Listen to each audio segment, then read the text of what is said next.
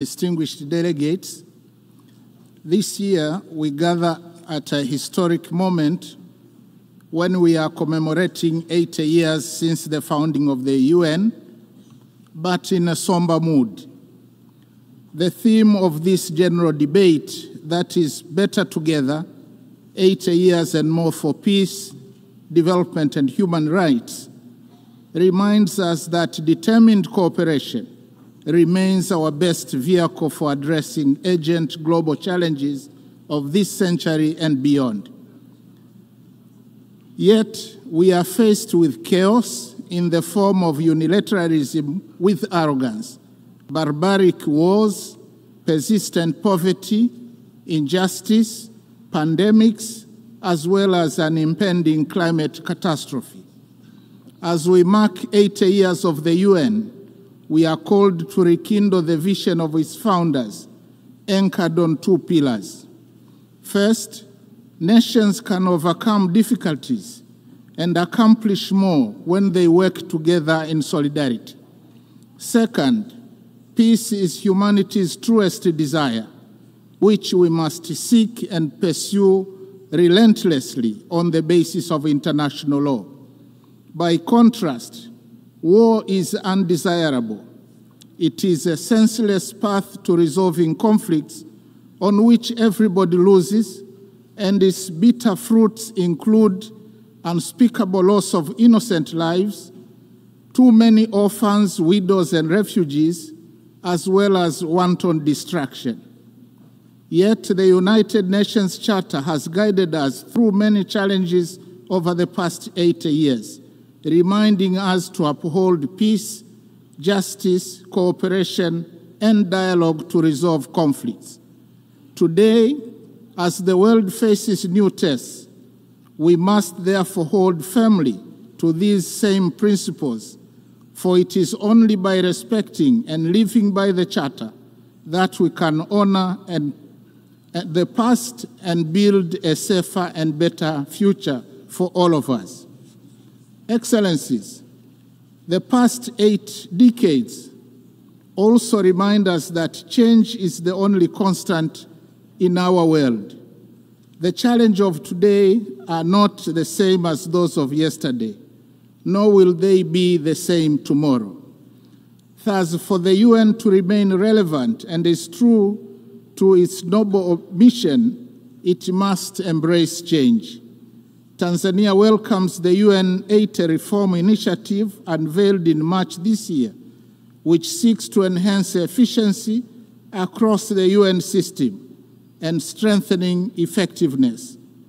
My country stresses the importance of upholding the principles of transparency, equity, and objectivity in the process, so as to renew trust and foster inclusive global governance.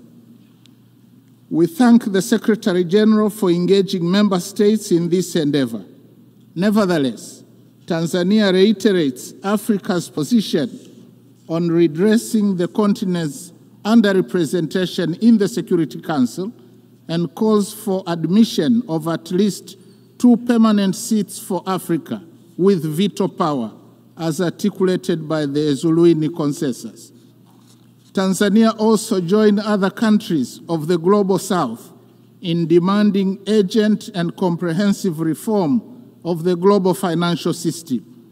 While we support the outcomes of the 4th International Conference on Financing for Development held in Seville, Spain this year, we renew the call for scaling up long-term concessional financing, revising sovereign credit rating frameworks, and rethinking debt sustainability assessments in order to unlock capital for investment in infrastructure, education, health, and climate adaptation.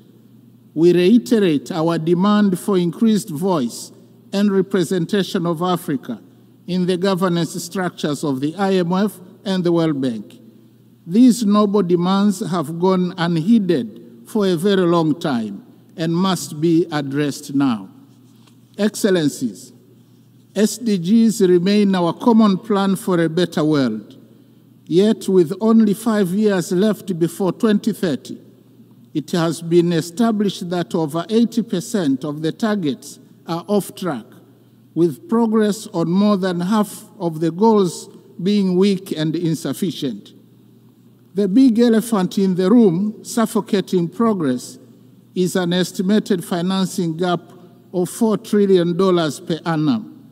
Nevertheless, Tanzania remains committed and has made strides in implementing the 2030 agenda, with overall performance estimated at 60%.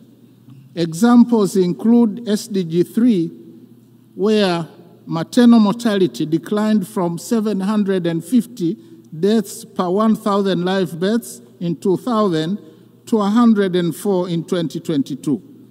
For SDG 6, access to clean and safe water increased in both rural and urban areas from 32 and 55% in 2000 to 79.9 and 94% respectively by 2024. On affordable clean energy, SDG 7, the number of villages connected to electricity increased from 8,587 in 2000 to 12,318 in 2024. Only 15 villages remain without electricity. However, significant challenges remain, especially on environmental sustainability, that is SDGs 13, 14, and 15. Going forward, we urge the international community to strengthen collective response to climate change, seizing the opportunity presented by COP30 in Belém, Brazil, prioritizing delivery on the pledges for climate action, including capitalization of the Loss and Damage Fund.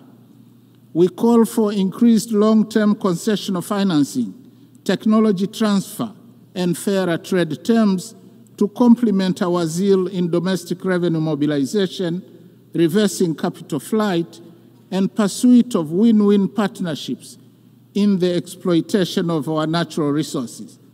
I am glad to inform the Assembly that in June 2025, we launched the Tanzania Vision 2050 that articulates our long-term development aspirations and dovetails quite well with the SDGs agenda. Excellencies, peace is not a bonus. It is a prerequisite for socio-economic development. We must therefore seek and pursue peace tirelessly. We commend the efforts of the UN Secretary General, world leaders, and organizations that are active in conflict mediation and resolution in countries and regions such as Eastern DRC, Sudan, Russia, Ukraine, and the Middle East. As we commemorate the Beijing +30 and celebrate the progress made in promoting gender equality and the empowerment of women, we call for full involvement of women in the quest for peace. In this regard, I must say Her Excellency Dr. Samia Suluhu Hassan, the first woman president of Tanzania, has shown the way in articulating policies and actions that strengthen the role of women across all sectors of our society. Regionally and internationally, she has been a champion of peace, justice, security, and clean cooking.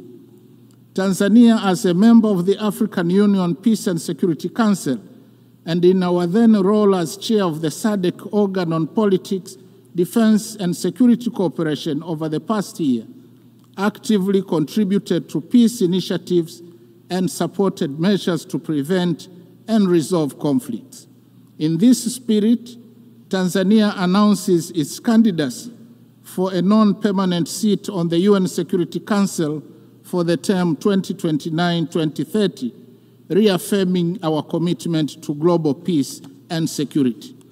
Excellencies, Tanzania opposes the continued imposition and proliferation of unilateral coercive measures which undermine the principles of sovereign equality and peaceful coexistence enshrined in the UN Charter. Such measures, often applied without mandate of the Security Council, represent a form of economic aggression that disproportionately harms innocent civilians by depriving them of essential needs such as food, medicines, and capital goods. In this context, Tanzania reiterates its principled solidarity with nations, including Zimbabwe and Cuba, and the peoples who continue to endure the adverse effects of the long-standing economic embargo and sanctions. We stress that these embargoes and sanctions contravene international law. Similarly, Tanzania stands in solidarity with the people of Palestine and Sahrawi, who continue to be denied the fundamental rights of freedom, sovereignty, and self-determination. Tanzania also strongly condemns all forms of terrorism carried out within or across national borders.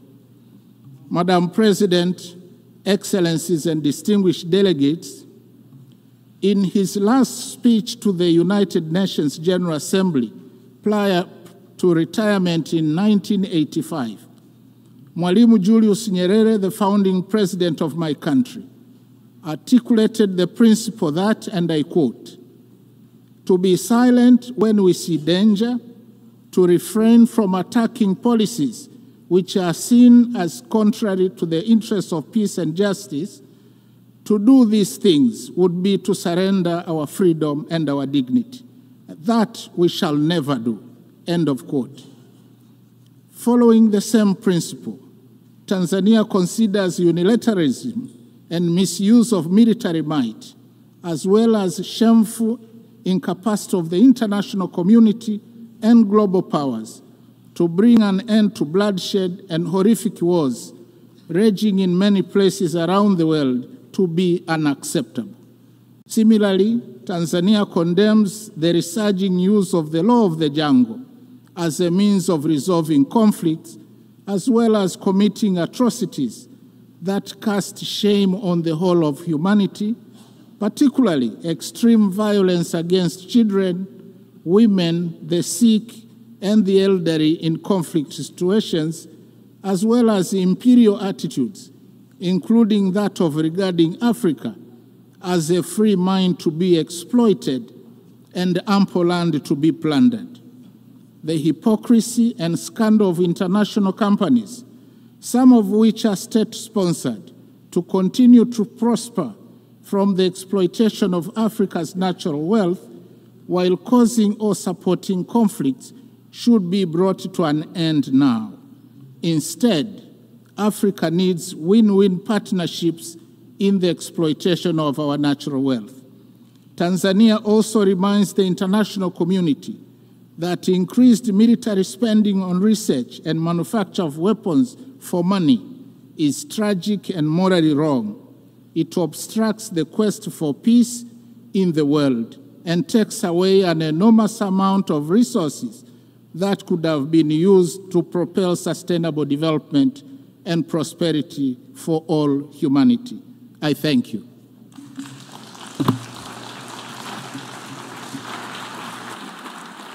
On behalf of the Assembly, I wish to thank the Vice President of the United Republic of Tanzania. The Assembly will now hear an address by Her Excellency 𝒓𝒊𝒈𝒉𝒕𝒔, Vice President of the Republic of Uganda. I request protocol to escort